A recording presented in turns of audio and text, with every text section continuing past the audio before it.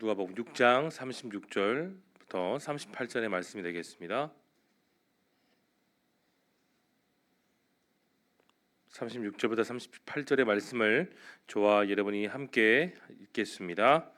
너희 아버지의 자비로우신 같이 너희도 자비로운 자가 되라. 비판하지 말라. 그리하면 너희가 비판을 받지 아니할 것이요 정죄하지 말라. 그리하면 너희가 정죄를 받지 아니할 것이요 용서하라. 그리하면 너희가 용서를 받을 것이요 주라. 그리하면 너희에게 줄 것이니 곧 후이되어 누르고 흔들어 넘치도록 하여 너희에게 안겨 주리라.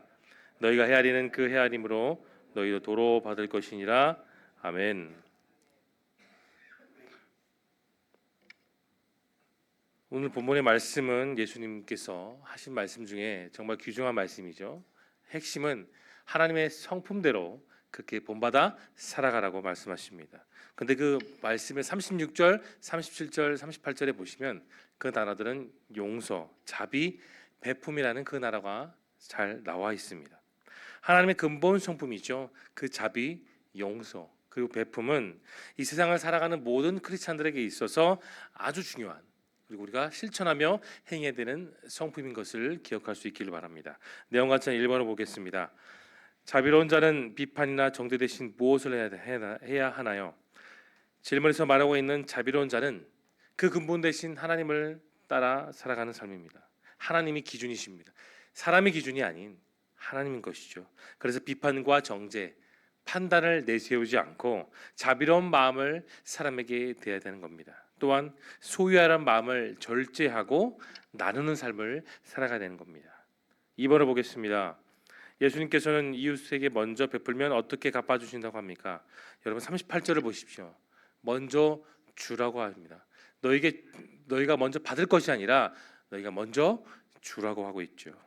어떠한 조건을 달거나 결과를 요구하지 않는 그 베품에 말씀하신 겁니다. 그렇게 우리가 베풀고 살면 주님은 이어서 나오죠. 누르고 흔들어 넘치면 그 은혜를 안겨주신다고 말했습니다. 주님은 신실하세요. 주님은 그 말씀에 따라 사는 사람들에게 예수님께서 약속하신 약속을 토시 하나 틀리지 않고 그대로 이루십니다. 우리가 그 주님의 약속을 의지하며 살아갈 때에 우리들의 삶에 변화가 나타나는 겁니다. 약속을 의지해야 변화가 나타나는 것이지 우리의 생각과 감정과 느낌대로 살아갈 때는 우리 삶의 변화는 일어나지 않습니다. 이것은 마치 베드로가 주님을 처음 만났을 때의 장면을 떠올립니다. 주님을 만날 때 전날까지만 해도, 그리고 그 새벽까지만 해도 배에서 그물을 통해 물고기를 단 한 마리도 낚지 못했습니다. 그러나 예수님께서 말씀하셨을 때에, 예수님의 방법대로 했을 때 베드로와 그 주변에 있던 배는 바다에 잠길 만큼 만선을 이루게 되었습니다. 그 말씀에 의지해서 베드로는 순종했던 겁니다. 그게 참 중요한 거예요. 주님의 말씀에 따라 순종하고 의지하는 삶. 그 결과 어떻게 되었습니까? 정말 큰 은혜를 누리게 되었습니다. 주님을 따라 순종하던 그 베드로를 여러분 기억할 수 있길 바랍니다. 잡은 거 하나 없었습니다. 그러나 주님 말씀 의지해서 그물을 내리겠다는 것처럼 우리 역시 주의 말씀에 따라 자비하라, 용서하라, 베풀라는 그 말씀을 그대로 실천하며 살아갈 수 있기를 소망합니다. 영과 묵상을 이어서 보겠습니다. 하나님께서는 왜 이웃에게 베푼 자비와 선행을 갚아주십니까? 여러분, 정말 중요한 것은 자비와 선행을 갚아주신 보상보다 우리는 더욱더 말씀에 따라 살아가야 됩니다. 말씀에 따라가는 삶은 여러분 보상을 요구하지 않아요. 결과에 집착하지 않죠. 주어진 삶 속에서 우리에게 주어진 삶의 과정에 따라 우리는 그렇게 주님을 바라보며 살아갑니다. 아브라함을 우리가 왜 기억하고 있습니까? 단순히 믿음의 조상이라서 우리가 기억할까요? 아니에요. 여러분 기억하실 것은 그는 갈 바를 알지 못하고 순종했고 자신의 아들을 요구하신 하나님의 말씀에 토시 하나 달지 않고 순종했던 겁니다. 그대로 따랐습니다. 그것을 하나님이 보시고 그를 의롭게 여기셨고 그의 행동을 통해 그가 결국 아브람이 아닌 열국의 아버지였던 아브라함이 될 수 있었습니다. 우리 역시 마찬가지죠. 하나님이 하신 그 말씀에 대해서 하나님 나중에 하겠습니다. 저 이거 해야 될 게 있어서 나중에 하겠습니다. 아니라 즉각적인 순종을 할 수 있기를 바랍니다. 이건 못하고 저거 못합니다. 내가 원하는 것만 하겠습니다라고 주님 말씀하면 우리는 아무것도 이룰 수가 없습니다. 주님 말씀하실 때 말씀을 따라 순종하겠습니다. 우리는 그거 하나면 충분합니다. 그렇게 고백하고 실천하는 삶 속에 하나님 우리에게 충만한 은혜를 부어 주십니다. 우리가 하나님께 받은 은혜가 얼마나 많은가 여러분 곰곰이 한번 생각해 보세요. 나와 나의 가정, 나의 자녀, 나의 손주들이 건강히 하루하루 살아가는 것 그 자체부터 시작해서 여러분이 A4 용지 하나하나 적으시면 깨알같이 적으신다면 앞뒤 종이 부족할 만큼 우리는 충만한 은혜를 누리고 삽니다. 하나님은 우리에게 완전한 것, 완벽한 것을 절대로 요구하지 않으십니다. 불완전한 것, 연약한 그 모습 그대로 주님 앞에 나오기를 원하십니다. 우리가 하나님처럼 완벽하게 살려고 우리에게 말씀 준 게 아니에요. 하나님을 닮아 그분의 성품을 본받아 나의 내면이 계속해서 주님을 따라 변화하는 과정, 그 과정을 이루는 것이 저와 여러분의 신앙의 삶인 것입니다.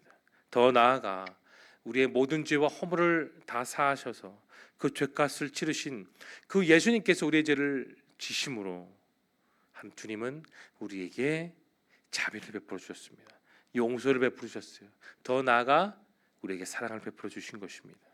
이제 우리는 우리의 이웃과 주변 사람들에게 끊임없이 자비와 은혜와 사랑을 흘러가는 통로가 되어야 됩니다.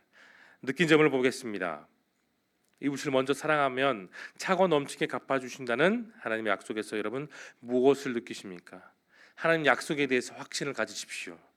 우리가 세상에서 사업 또는 학업 또는 무엇이든지 우리는 확신을 가져야 성공할 수 있습니다. 또한 그 확신의 실천을 따라야 되죠. 신앙의 본질에 있어서 우리는 믿음만 있어도 되는 것이 아닙니다. 그 믿음이 믿음되기 위해서 날마다 주어진 삶 가운데 우리는 실천하며 살아가야 되죠. 그래서 주님은 늘 사람들에게 그리고 제자들에게 말씀하셨을 때 이론적으로 지식적으로만 가르치지 않으셨어요. 가서 행하라, 실천하라 그렇게 말씀하셨습니다. 몇 년 전에 서울의 한 병원에 간을 기증받아 새 생명을 얻었던 50대 한 여성이 있었습니다. 그 여성에게 간을 기증했던 분은 경북 상주에서 목회를 하고 계시는 한 목사님이셨어요. 근데 목사님은 20년도 더 된 2003년 10월 달 말기 환자를 살리기 위해서도 검사를 다 했는데 수술대에 올랐지만 안타깝게도 그 지방간이 살짝 높아 환자를 살리지 못했던 안타까운 일도 있었다고 합니다. 그리고 이전에도 정신지체 시설에서 봉사활동을 했을 때 만성 신부전증이 있었던 한 청년을 살리기 위해 또 신장을 기부한 적도 있다고 합니다. 목사님은 자신의 한 부분을 아픈 사람을 위해서 이렇게 말했다고 하죠. 저는 하나님의 가르침대로 행동하고자 노력한 것뿐이다라고 그렇게 인터뷰를 남긴 적이 있다고 합니다. 그렇습니다. 내가 할 수 있는 최선을 다하며 살아갈 때에 그 모습이 내가 베푼 사랑과 자비가 다른 사람에게 뭐가 될까요? 생명이 됩니다. 또 다른 귀중한 생명이 되죠. 마치 주님께서 나에게 찾아오시고 나에게 구주가 되셔서 내가 다른 삶, 새로운 삶을 살게 하신 것과 같습니다. 여러분 사랑을 담아 하는 모든 행동을 사람은 모를 수가 있어요. 그러나 그 작은 행동도 주님은 보십니다. 맡은 일의 크고 작음이 중요한 것이 아니라 그 일을 내가 주님의 마음으로 살아가느냐, 사랑을 품으며 하느냐 거기에 중요한 것이죠. 모든 일에 주님의 마음을 품어 실천할 수 있기를 예수님으로 축원합니다. 우리 5번 적용을 보겠습니다. 내가 비판과 정죄는 멈추고 자비와 사랑을 베풀어야 될 사람은 누구인가요? 사랑에 성공한 사람들은 사랑을 있는 그대로 신철합니다. 남을 속단하기 좋아하는 성격은 결코 여러분 사랑을 할 수가 없어요. 사랑에 익숙한 사람은 늘 상대방의 자리에서 자신이 서보려고 합니다. 그래서 말하자면 자비를 베풀고 용서하고 사랑하죠. 예수님이 그러셨습니다. 우리의 마음을 품고 우리와 똑같은 삶을 통해서 주님은 끝까지 공감하셨고 사랑하셨고 용서하셨습니다.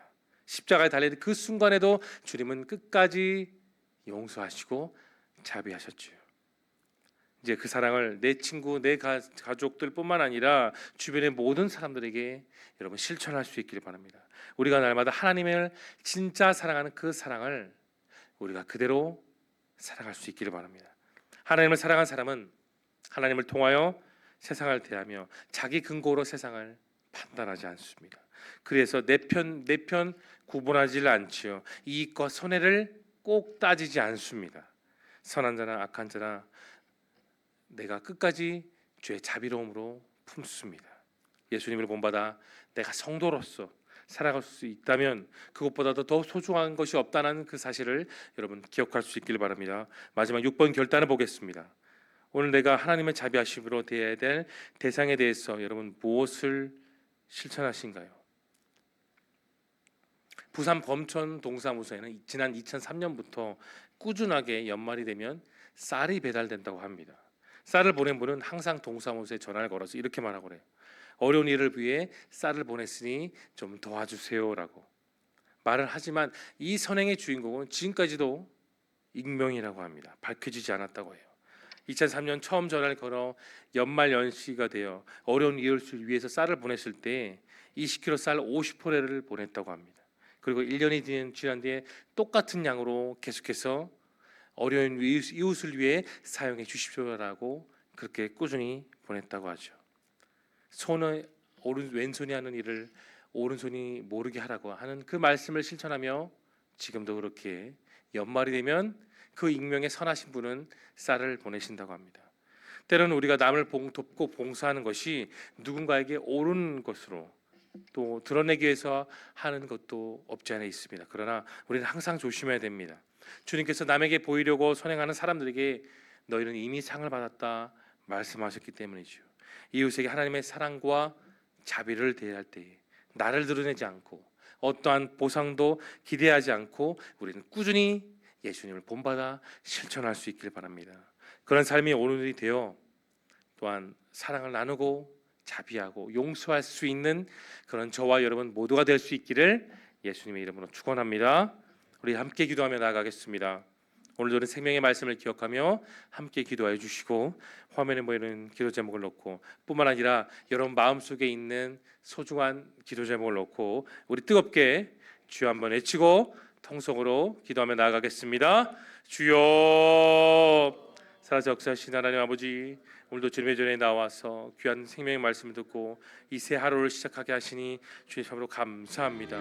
우리 삶에 놓여진 삶 가운데서 무엇보다 중요한 것은 주님의 마음, 그 주님의 마음을 저희들 품고 주님의 말씀으로 살아갑니다. 주님의 사랑으로 실천하며 품고 안아주고 자비를 베풀고 용서할 수 있는 저희가 되게 하여 주옵소서. 우리는 입술로만 주여주 하는 것이 아니라 다만 하늘에 계신 내 아버지 뜻대로 살아갈 때에 우리가 용서를 받고 자비할 수 있다는 주님의 말씀처럼 우리가 우리 일상 가운데 교회 안에서뿐만 아니라 교회 밖에서도 용서하고 자비하고 사랑을 실천하며 살아갈 수 있는 저희 모두가 되어줄 수 있도록 아버지 함께하여 주시옵소서.